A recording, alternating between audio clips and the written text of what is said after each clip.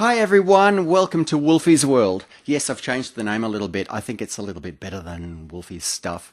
Sorry about the lighting yesterday. It was a little bit intense. The sun's actually over there, but it shines on my neighbour's white house and it reflects through the window like crazy. I put on some lamps in the hope of making it seem just a little bit more subtle. I don't know if it's working or not. Maybe it is. One of the things I want to talk about today is packaging, because packaging is really important.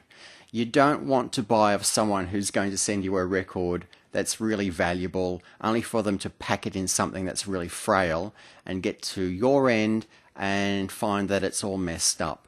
And also, if you're a seller, you want to know what's the best way to send a record, because you might not know. You might never have sent a record to anyone in your life before. Well, as it turns out, you can buy these, and you can buy boxes of these on eBay. And these are quite solid. And what you need to do is, I don't know whether they come with it or not, but there is a piece of cardboard which goes inside of this. And usually the record is inside of that and another piece of cardboard, which makes it a lot stiffer and better than it is now, because it's still a little bit flimsy. But generally what I've found is these keep the record really quite nice and safe.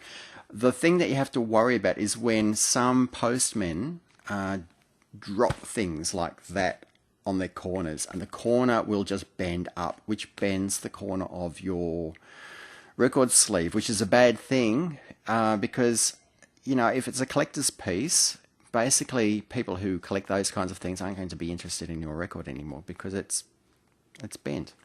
And while I've got this too, I keep my record sleeves in there. Now, record sleeves are essential.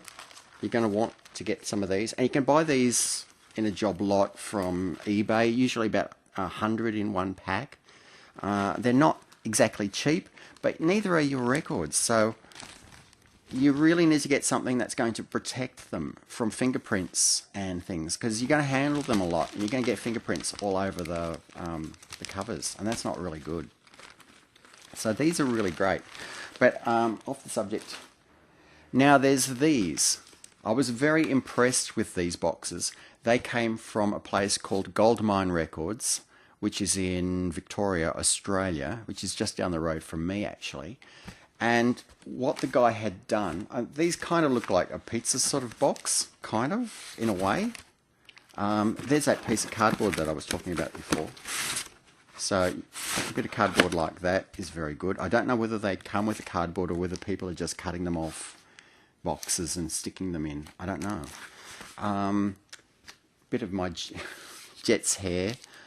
What this guy is doing is actually adding little bits of cardboard to the corners just to give it a little bit more solidity, so that if they are dropped, I mean, that's going to take quite a whack to bend. And I was very impressed when I got this, and my records were actually packed in a little bit of bubble wrap as well, so that was terrific. If you're going to buy records from Goldmine Records in Nicholson Street, Carlton North, Goldmine Records at hotmail.com if you want to contact them. And they've got an eBay shop, so you can buy from anywhere in the world, and they'll send them in these boxes, and you can be pretty damn sure that they're going to come in one piece and they're going to look absolutely lovely. So Goldmine Records, big thumbs up, good guys. Excellent. The other thing I want to talk about is Record Store Day. Record Store Day is one day of the year when record shops around the world sell brand new released records that are specially out for Record Store Day. And they're very, very limited. And sometimes you get some really big names releasing records from the past, which you just would have longed for, or you've had in your collection for a long time, and maybe they'll release it as a very special edition, maybe on coloured vinyl or something like that. The Kate Bush one, the pink one that I showed you, that was a record store day one. The Duran Duran No Ordinary EP, the white one, that was a record store day edition as well. Now, unfortunately, they don't seem to be doing it in Australia, and that's a crime. Come on, guys. Come on, get your things together.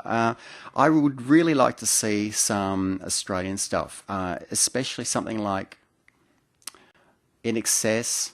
I think there is a nice In Excess album out at the moment on heavyweight vinyl, but I haven't really seen any record store days stuff coming out of Australia. Now, maybe I'm wrong, or maybe I just haven't seen it, but I would like some Mental as Anything, please. You know, big cover with Martin Plaza artwork all over it, picture disc, something like that. Lovely splattery coloured vinyl.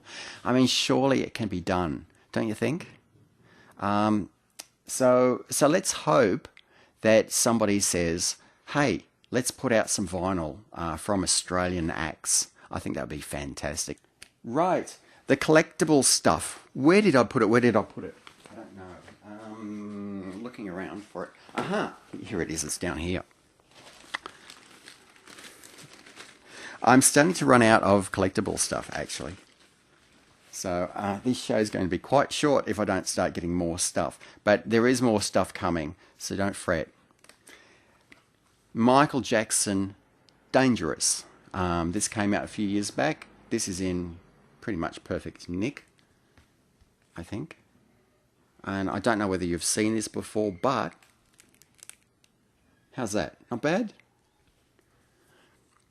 Yes, it's a pop-up. And it's a goldish CD, which is supposed to be kind of a little bit more important than the silver one. I don't know, a little bit sus, but I mean, you can't do much with CDs. That's the thing. But still, you know, I think that's really nicely presented, and it's different. It's different and it's unusual. So there you go. So that's Michael Jackson, Dangerous. And what I've been doing, and I think I might have to do this with some of the other records that I've been showing you, is I've just kept it in the bag that I bought it in. It's just been in the bag for years, and I think that's probably about the safest option. I don't know what I'm going to do with some records that because I didn't buy them in a bag like that. Let's see. If I lean around here, we have this one. This is Princess Mononoke. Did I say that properly? On two records at the. I'm just going to try to get it out of this. It's very hard to get things out of these covers, so I've often sort of stopped and edited the thing out, but this will give you a better look. I think it's better getting it out. I've left it sealed though. I know it opens up and there's some kind of artwork on the inside, but I've left it sealed, and it's got two vinyl records in there, and one's red and one's blue. And it's got this lovely picture on the back side too. One of the reasons that I'm showing you these things is because quite often people will go on the websites and they'll look things up, and he'll be this little picture about this big, and maybe you can click on it and you'll get a picture about that big, but that's about as far as it will go, and you haven't really got an idea of what it looks like. And this is why I'm doing these videos, just so that you can see for yourself what they look like in somebody's hands. And by the way, if you want me to review some records and you want to send them to me, I'll do it. Absolutely. If they're a collector's piece and I'm allowed to keep them, I would really like that. So I'm cheap, you know. I mean, if you want to send me some records and say you can keep those, absolutely, I'll do it. But this is a lovely thing to have, except I've got a little bit of concern. I don't think they put it on very good card, and as a result, you can actually see where the record is. There's an imprint there, and I think that's not really up to scratch. But still, you know, I mean, it's something really different, and I think it's probably worth having. Okay, this is one that I'm definitely keeping myself because it's freaky and I like it. And I'll just get it out of its bag. Here we go again. Oh, by the way, you might have noticed my t-shirt. Rocket. Some of you may have played Rocket years ago when I used to be on Second Life, ABC's ABC Island. Can you see it there? My t-shirt? I think you can. I don't think I have to set up. That's it. It's good. And I was the host, and it was a little bit of a music game show, and the questions were quite tricky.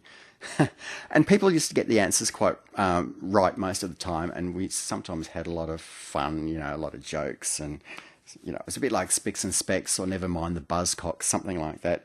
And yeah, I used to host this thing, and it was the second virtual world game show, actually a show at all. Actually, it was the only show. The second show, ABC had a show about science with CSIRO, which is our local science board thing in Australia.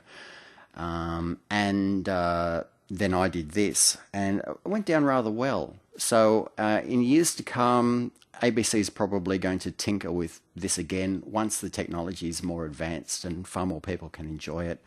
But let it be known that I had the second program in virtual space on for an Australian company, and it was Rocket. So, history. History in the making. Or it's been made. That was a while ago now. I don't do it anymore, so kindly don't ask. Oh, you can ask about it, but to be in it, no. It's over. It's gone. Bride of Frankenstein. Cool? I hope the lighting's picking that up because it's kind of dark, isn't it? Yeah, it's kind of dark in here. But Bride of Frankenstein, by the 1935 film music composed by Franz Waxman.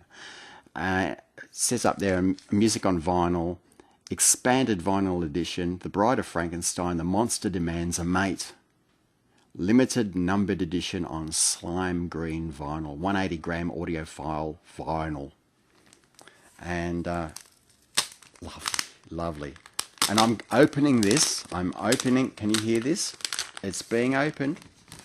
So if later on, I say on eBay that it's a sealed copy, you'll know for sure that it isn't. And I'm lying. Also, it's a numbered edition. First 1,000 copies are numbered. And I've got number 32.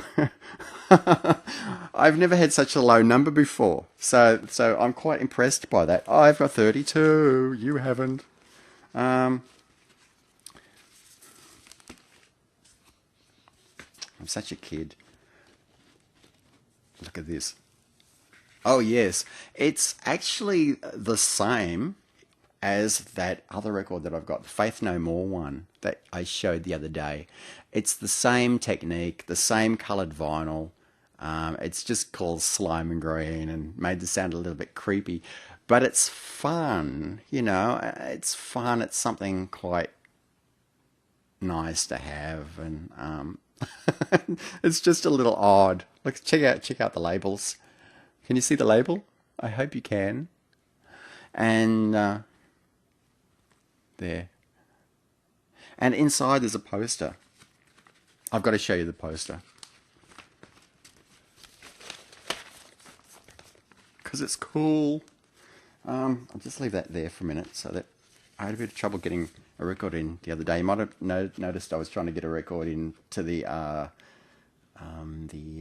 Spandau Ballet one, and it wouldn't go because there was a poster inside. That's why. Nice. Yeah, the lighting is a real pain. I've got to fix that up. But yeah, that's what it looks like. So, Boris Karloff.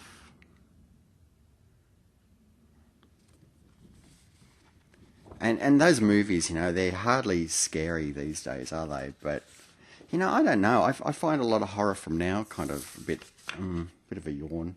Maybe we've seen it all before. I don't know. I'm not scared by things anymore. I remember I used to go off to the cinema when I was a kid, and we used to see a whole bunch of horror films, and I used to think they were legitimately scary in parts. I thought the scariest film that I think I've ever seen was Aliens. I really think that was genuinely terrifying.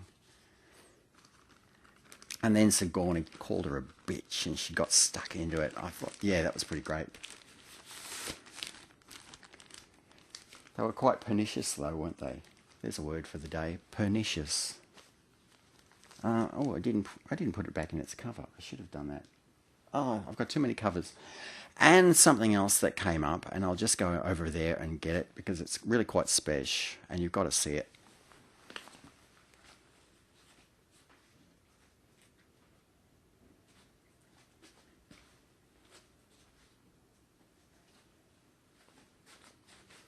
That wasn't long. Yesterday I showed you this. And that is quite a rare pickup. So I was really glad to get my little paws on that one. But that is actually to promote this. And this is the Beatles on air live at the BBC Volume 2. And it contains 3 records. So pretty quite excellent actually.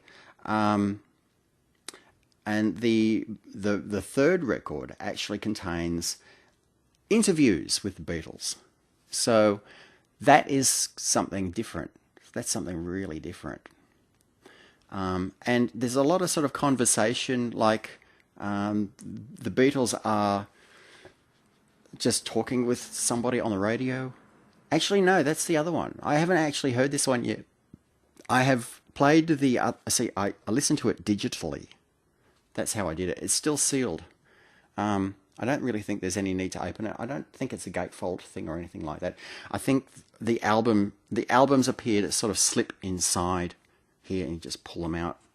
And I'm a little bit scared to open this because I don't know how... I mean, you know how obsessive I am with these plastic covers and things. And there's no plastic cover that can take this. This is just too fat.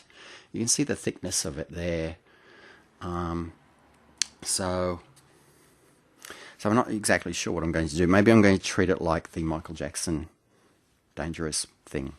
And this is the one that I was actually listening to last night.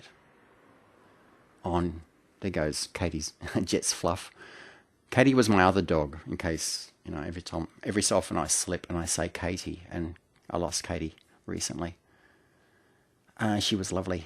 So this is live at the BBC. This is the first one. Now, What Records was actually having a sale, and I thought, well, yeah, okay. So that's the rundown of what's on there.